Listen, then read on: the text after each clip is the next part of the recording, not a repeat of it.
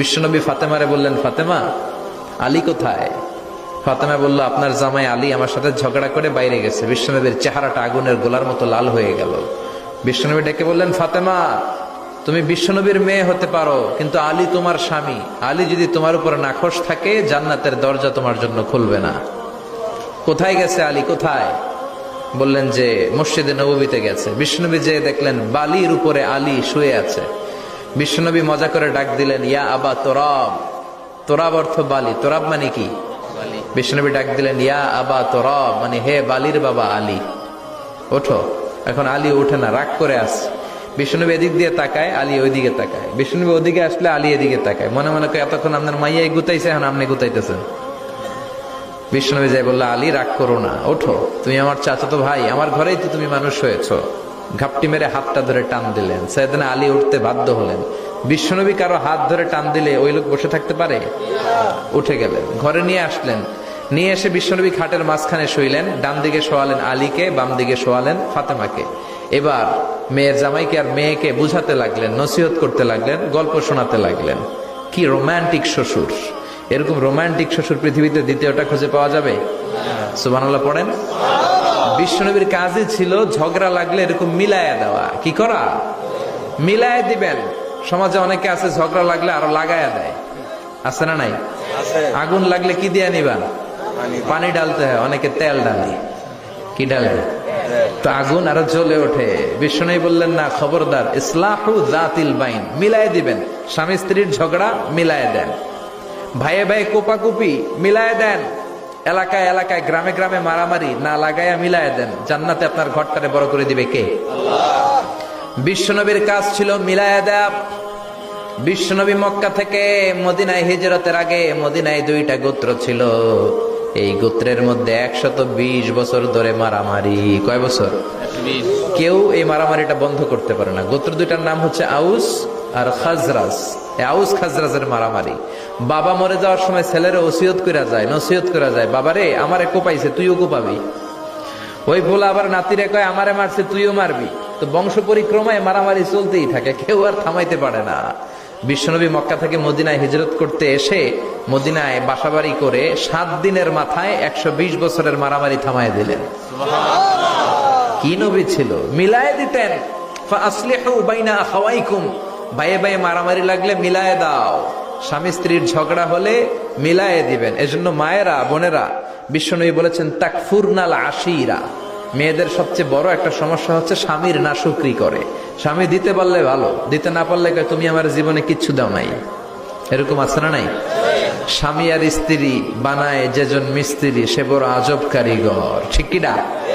এজন্য এই সম্পর্কটা সাইয়েদনা আদম আর হাওয়া থেকে শুরু হয়েছে।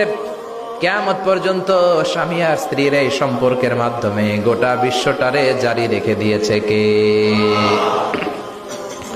তো এই জন্য নারীদের জন্য জান্নাতে যাওয়া সহজ, তারা যদি কিছু প্রসিডিউর মেনটেন করে। বিশ্বনবী বললেন, কোন নারী যদি 4টা কাজ করে, ওই নারীর জন্য 8টা জান্নাতের দরজা খুলে দিবে কে? আল মারআতু ইযা সাল্লাত খামসাহা সামাত শাহরাহা আতাআত বা'লাহা হাফিজাত ফুরুজাহা ফালতাদখুল মিন আইয়ি আবওয়াবিল জান্নাতি শাআত। মায়েরা ভালো করে শোনেন, যে নারী 5 ওয়াক্ত সালাত পড়বে, রমাদানের রোজা রাখবে, স্বামীর আনুগত্য করবে, লজ্জাস্থানের হেফাজত করবে, এই 4টা কাজ করলে আল্লাহ তাআলা তার জন্য 8টা জান্নাতের দরজা খুলে দিবেন। এজন্য বিশ্বনবীও কালেকশন করতেন। তো বিশ্বনবী বললেন, মহিলারা বেশি বেশি দান করো। এই কথা শোনার পরে মহিলারা দান করা শুরু করলো। কেউ নাকের ফুল, কেউ কানের দুল, কেউ হাতের বালা, কেউ পায়ের নূপুর, কেউ গলার চেইন বিশ্বনবীর হাতে জিহাদের জন্য দান করতে শুরু করলেন। বিশ্বনবীর হাত কয়টা? একটা বলে 2টা। তো 2 হাতে বিশ্বনবী আর কয়টা নিবেন? আর নিতে পারে না। বেলালরে বললেন, বেলাল তোমার চাদরটা নিয়ে আস। বেলাল এরকম চাদর নিয়ে ধরলেন। বিশ্বনবী কালেকশনের ওয়াজ শুরু করলেন, আর বেলাল কালেকশনের সব জিনিসপত্র গুছাতে লাগলো। কোন সুবহানাল্লাহ। এজন্য কালেকশন করাটাও সুন্নাত, তবে ওটা একটা লিমিটেশনের মধ্যে, একটা সৌন্দর্যের মধ্য দিয়ে। কিছু কিছু মাদ্রাসার ছেলে মেয়েদেরকে চাল ওঠানোর জন্য বাড়ি বাড়ি পাঠায়, আছে না নাই? এদের ছোটবেলা থেকে মানসিকতাগুলো নষ্ট করে দেওয়া হয়। কেমন করে অন্যের কাছে হাত পাতবে এটা শেখানো হয়। ইসলাম বলে আল ইয়াদুল উলিয়া খায়রুম মিনাল ইয়াদিস সুফলা, উপরের হাত নিচের হাতের চেয়ে উত্তম। যে দেয় আর যে নেয় তাদের মধ্যে সেরা যে দেয়। চিল্লায় কোন ঠিক কিনা? আবার ইসলাম বলে দেওয়ার সময়ও ভারসাম্য করে দিবা। দেওয়ার সময় কিপটামি করা যাবে না, আবার ঘরে যা আছে সবও দিয়ে দেওয়া যাবে না, ঠিক কিনা? বিশ্বনবীর গায়ে একবার একটা জুব্বা, কয়টা?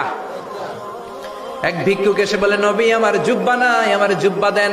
দয়ার নবী, মায়ের নবী নিজের জুব্বাটা খুলে দিয়ে ওই ভিক্ষুকের হাতে তুলে দিলেন। এখন নবীর গায়ে কোনো জুব্বা নাই। বিশ্বনবী এখন ঘর থেকে বেরোতে পারে না। সাহাবারা এসে ঘরে নক করে, বিশ্বনবী বেরোতে পারে না। আল্লাহ আয়াত নাযিল করলেন, ওয়াল্লাযীনা ইযা আনফাকু লাম ইউসরিফু ওয়া লাম ইয়াকতুরু ওয়া কানা বাইনা যালিকা কওয়ামা। মুমিন বান্দাদের গুণাবলী, যখন দান করে কিপটামি করবে না, আবার অপচয়ও করবে না। এই আয়াত দিয়ে আল্লাহ বুঝাতে চাইলেন, নবীরে ধমক দিলেন, ও নবী, দুইটা জামা থাকলে একটা দিতেন, তিনটা থাকলে একটা দিতেন, একটা যখন ছিল এইটা দিলেন কেন? এখন নিজে পড়বেন কি? সুবহানাল্লাহ করবেন না? ইসলাম তো ব্যালেন্সড রে ভাই, ইসলাম ভারসাম্যপূর্ণ। ইসলামের সব বিধানগুলো আপনার সাথে স্যুট করবে, ম্যাচ করবে, এটা জীবন ঘনিষ্ঠ। ইসলামে এমন কোনো বিধান দেয়া হয় নাই যেটা আপনার খারাপ লাগবে। অন্যান্য সব ধর্মের প্রতি শ্রদ্ধা রেখেই বলি, আমার ইসলাম যে আহকাম আমাদেরকে দিয়েছে, এরকম বিধান কোন ধর্মের ভেতরে নাই। চিল্লা এখন ঠিক কিনা? হিন্দু ভাইদের প্রতি আমি শ্রদ্ধা রাখি, কারণ অনেক হিন্দু আমার মাহফিলে এসে কথা শুনে। হিন্দু ধর্মের একটা নিয়ম ছিল সতীদাহ প্রথা। স্বামী মারা গেলে ওয়াইফকেও স্বামীর সাথে বেঁধে আগুন দিয়ে জ্বালায় দাও, ছিল না নিয়মটা? রাজা রামমোহন রায় এসে এটা উঠায় দিল।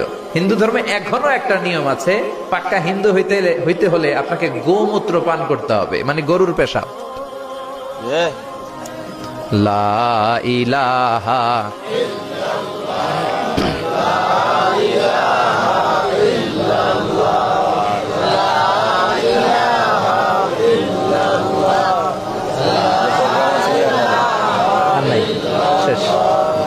লা ইলাহা ইল্লাল্লাহু মুহাম্মাদুর রাসূলুল্লাহ সাল্লাল্লাহু। হিন্দু ধর্মের একটা নিয়ম আছে, গরুর পেশাব খাওয়া লাগে, গরুর পেশাব খেতে হয়। আমরা কি পেশাব খামো গরুর? 1 কোটি টাকা দিলে? 2 কোটি? 5 কোটি? না, এটা আমাদের রুচিতে হবে না। কি সুন্দর, আমাদের রুচিতে বাদে এমন কোন নিয়ম আল্লাহ দেয় নাই। সুবহানাল্লাহ। আবার আমাদের সেলফ ডিমান্ড, আমাদের ডিজায়ার, আমাদের চাহিদা, আমাদের মননশীলতাকেও ইসলাম গুরুত্ব দিয়েছে। বিশ্বনবী বললেন, ইদা জা আল আশা ওয়াল আশা মান ফাকদ্দিমুল আশা ক্বাবলা আল আশা। ইসলামে রাতের নামাজকে বলে এশা, রাতের নামাজকে কি বলে? আর রাতের খাবারকে বলে আশা, কি বলে?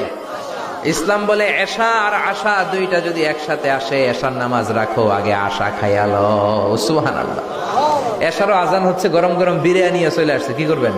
আগে বিরিয়ানি খেয়ে নেবেন, আগে পেটটারে ঠান্ডা করবেন। তা না হলে বিরিয়ানির প্যাকেট রেখে দিয়ে যদি নামাজ পড়েন, নামাজের মধ্যে বিরিয়ানির চিন্তা আছে না নাই? সুবহানাল্লাহ কইবেন না? কি সুন্দর ইসলাম।